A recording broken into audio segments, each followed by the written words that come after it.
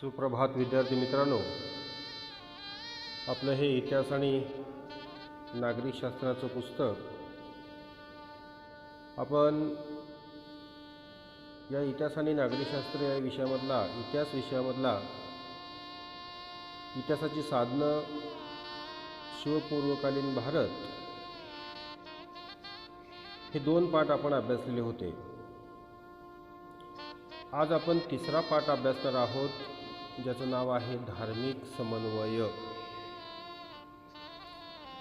आता भाषा आणि धर्म यांची विविधता हे आपल्या भारतीय समाजाचं एक महत्त्वाचं वैशिष्ट्य आहे.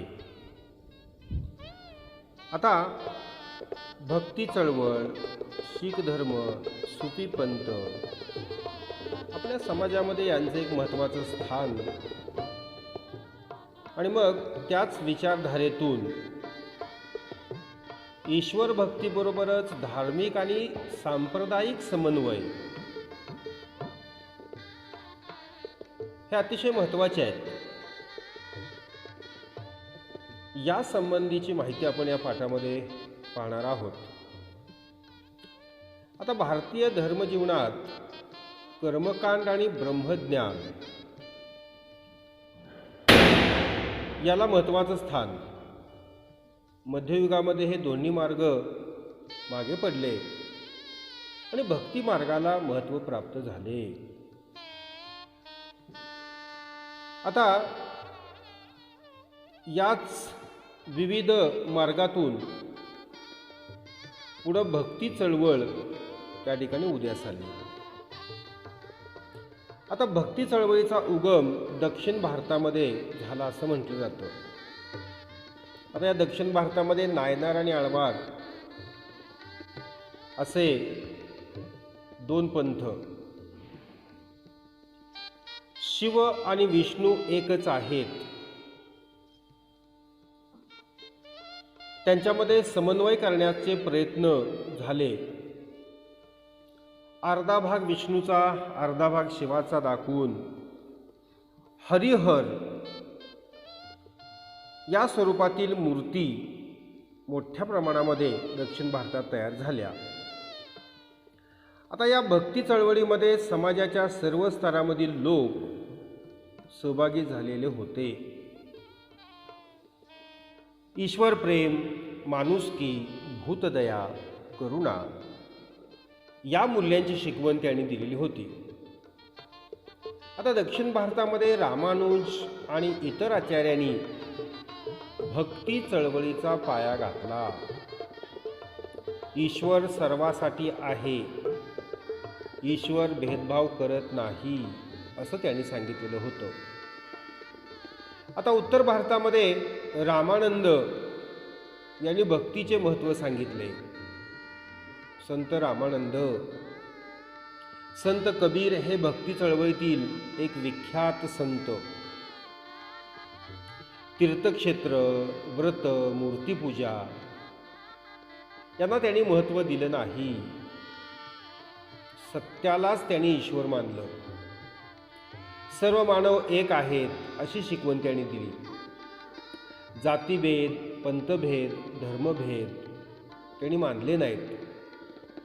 हिंदू आणि मुस्लिम यांनी एकत्र आलं पाहिजे. हिंदू आणि मुस्लिम अशा धर्मातील कट्टर लोकांना त्यांनी कडक शब्दामध्ये फटकारलेलं होतं. अशा पद्धतीनं संत कबीर यांनी या भक्ती चळवळीमध्ये लोकांना उपदेश करण्याचं काम केलेलं होतं. आता बंगालमध्ये चैतन्य महाप्रभू यांनी कृष्ण भक्तीचे महत्त्व सांगितले. त्यांच्या उपदेशामुळे लोक जातीची आणि पंथाची बंधनं ओलांडून भक्ती चळवळीमध्ये सहभागी झाले. चैतन्य महाप्रभूंच्या प्रभावानं शंकरदेव यांनी आसाममध्ये कृष्ण भक्तीचा प्रसार केला. गुजरातमध्ये संत नरसिंह मेहता हे प्रसिद्ध वैष्णव संत होऊन गेले. निस्सीम कृष्ण भक्त ते होते. त्यांनी समतेचा संदेश दिला, समानता, समता. गुजराती भाषेचे आद्य कवी म्हणून संत नरसिंह मेहता यांना ओळखलं जातं. आता संत नरसिंह मेहतानंतर संत मीराबाई. कृष्णभक्तीचा महिमा संत मीराबाईंनी सांगितला. त्या मेवाडच्या राजघराण्यातील होत्या. राजघराण्यातील सुखाचा त्याग करून त्या कृष्णभक्तीमध्ये तल्लीन झाल्या. राजस्थानी आणि गुजराती भाषेमध्ये त्यांनी भक्तिरचना केल्या. त्यांची भक्तिगीते भक्ती, सहिष्णुता आणि मानवता यांचा संदेश देणारी आहेत. संत रोहिदास हे एक महान संत. समतेचा आणि मानवतेचा संदेश त्यांनी दिलेला होता. त्यानंतर संत सेना हे सुद्धा एक प्रभावी संत होऊन गेले. हिंदी साहित्यातील महाकवी सूरदास यांनी सूरसागर हे काव्य लिहिलं. कृष्णभक्ती हा त्यांच्या काव्याचा विषय होता. मुस्लिम संत रसखान यांनी लिहिलेली कृष्णभक्तीची गीतं रसाळ आहेत. संत तुलसीदासांच्या रामचरितमानस या ग्रंथामध्ये रामभक्तीचा सुंदर आविष्कार झालेला आपणाला आढळून येतो. आता कर्नाटकामध्ये बसवेश्वरांनी लिंगायत विचारधारेचा प्रसार केला. त्यांनी जातीभेदाला विरोध केला आणि समप्रतिष्ठेचं महत्त्व सांगितलं. प्रत्येकानं काम केलं पाहिजे. त्यांचे कायक वे कैलास हे प्रसिद्ध वचन आहे. त्याचा अर्थ काय होतो? श्रम हाच कैलास. आपल्या चळवळीमध्ये स्त्रियांनाही सहभागी करून त्यांनी घेतलं. अनुभव मंटप या सभागृहामध्ये होणाऱ्या धर्मचर्चेमध्ये सर्व जातीचे स्त्री पुरुष सहभागी होऊ लागले. त्याने आपली शिकवण कन्नड या लोकभाषेमध्ये वचन साहित्याच्या माध्यमातून दिली. तर अशा पद्धतीनं बसवेश्वरांच्या अनुयायांनी मराठी भाषेमध्ये सुद्धा रचना केलेल्या आपल्याला दिसून येतात. त्यापैकी मन्मथ स्वामी यांनी लिहिलेला परम रहस्य हा ग्रंथ. कर्नाटकामध्ये पंप पुरंदरदास हे थोर संत होऊन गेले आणि त्यांनी कन्नड भाषेमध्ये अनेक भक्ती कवनं रचली. तर अशा पद्धतीनं संत बसवेश्वरांनी सुद्धा आपली शिकवण कर्नाटकामध्ये दिलेली होती. त्यानंतर महानुभाव पंथ. 13व्या शतकामध्ये चक्रधर स्वामींनी महाराष्ट्रात महानुभाव पंथाची स्थापना केली. हा कृष्णभक्तीचा उपदेश करणारा पंथ. श्री गोविंद प्रभू हे चक्रधर स्वामीचे गुरु. चक्रधरांच्या शिष्यामध्ये सर्व जाती जमातीमधील स्त्री पुरुषांचा समावेश होता. ते समतेचे पुरस्कर्ते होते. त्यांनी महाराष्ट्रभर भ्रमंती केली आणि मराठीतून उपदेश केला. संस्कृतऐवजी मराठी भाषेला त्यांनी प्राधान्य दिलं. त्यामुळं मराठी भाषेचा विकास झाला. मराठी भाषेमध्ये विपुल अशी ग्रंथनिर्मिती चक्रधर स्वामी यांनी केली. या पंथाचा प्रसार महाराष्ट्रात विदर्भ, मराठवाडा, त्यानंतर विदर्भातील मराठवाडा या ठिकाणी झाला. विदर्भातील रुद्दीपूर हे या पंथाचं महत्त्वाचं स्थान होय. तसेच हा पंथ पंजाब, अफगाणिस्तान अशा दूरवरच्या प्रदेशामध्ये सुद्धा पोचलेला होता. त्यानंतर गुरु नानक. आता गुरु नानक हे शीख धर्माचे संस्थापक, पहिले गुरु. धार्मिक समन्वयाचा एक मोठा प्रयत्न म्हणून त्यांच्या कार्याचा उल्लेख केला जातो. त्यांनी हिंदू आणि मुस्लिम या दोन्ही धर्माच्या विविध तीर्थक्षेत्रांना भेटी दिल्या. ते मक्केला सुद्धा गेले. भक्तिभावना सगळीकडे सारखीच आहे. सर्वांनी सारखेपणानं वागावं अशी त्यांची शिकवण होती. हिंदू आणि मुस्लिम यांचं ऐक्य साधलं पाहिजे असा उपदेश त्यांनी केला आणि शुद्ध आचरणावर भर ठेवला पाहिजे असं त्यांनी सांगितलं. गुरु नानकाच्या उपदेशानं अनेक प्रभावित झाले.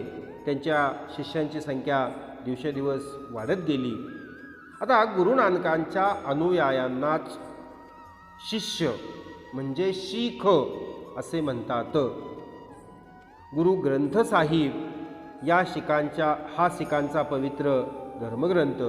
या ग्रंथामध्ये स्वतः गुरु नानक, संत नामदेव, संत कबीर इत्यादी संतांच्या रचनांचा समावेश केलेला आहे. गुरु नानकानंतर शिखांचे 9 गुरु झाले. गुरु गोविंद सिंग हे शिखांचे 10वे गुरु. त्यानंतर सर्व शीख गुरु गोविंद सिंगाच्या आज्ञेप्रमाणे गुरु ग्रंथ साहिब या धर्मग्रंथालाच गुरु मानू लागले. तर अशा पद्धतीनं गुरु नानकाने सुद्धा शीख धर्माचा प्रसार करून त्यामध्ये त्या ठिकाणी तत्त्वज्ञान सांगितलेलं होतं. त्यानंतर सुफी पंथ. सुफी हा इस्लाममधील एक महत्त्वाचा पंथ. परमेश्वर प्रेममय आहे. प्रेम आणि भक्ती या मार्गानेच ईश्वरापर्यंत पोचता येतं अशी सुफी साधूंची श्रद्धा होती. सर्व प्राणीमात्रावर प्रेम करावं, परमेश्वराचं चिंतन करावं, साधेपणाने राहावं अशी शिकवण त्यांनी दिलेली होती. ख्वाजा मोहिउद्दीन चिश्ती, शेख निजामुद्दीन औलिया हे थोर सुफी संत होऊन गेले. या सुफी संतांच्या उपदेशामुळं हिंदू आणि मुसलमान या समाजांमध्ये ऐक्य निर्माण झालं. भारतीय संगीतामध्ये सुफी संगीत परंपरेनं मोलाची भर घातलेली आहे. संतांनी सांगितलेला भक्ती मार्ग सर्वसामान्यांना आचरणाला सोपा होता. सर्व स्त्री पुरुषांना भक्ती चळवळीमध्ये प्रवेश होता. संतांनी आपले विचार लोकभाषेतून मांडलेले होते. सर्वसामान्य लोकांना ते अधिक जवळचे वाटलेले होते. भारतीय संस्कृतीची जी जडणघडण झालेली आहे त्या जडणघडणीमध्ये भक्ती मार्गाचा फार मोठा वाटा आहे. तर अशा पद्धतीनं हा पाठ इथं संपलेला आहे. हा पाठ आपण वाचायचा आहे आणि त्याच्यामध्ये त्याच्या खाली जे प्रश्न दिलेले आहेत त्यामध्ये संत कबीर हे भक्ती चळवळीतील विख्यात संत म्हणून उदयास आले.